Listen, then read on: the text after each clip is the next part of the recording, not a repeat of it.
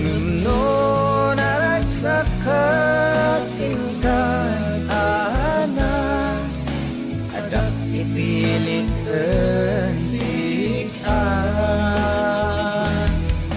wada enggay di kedawet ensisya patidakan pa upugaan ya ayawanan ka.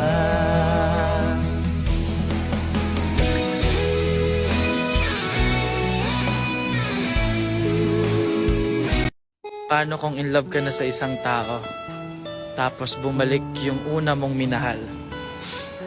Sinong pipiliin mo? Yung unang taong minahal mo, pero sinaktan ka lang? O yung taong mahal mo ngayon, na ayaw mo masaktan? Sino?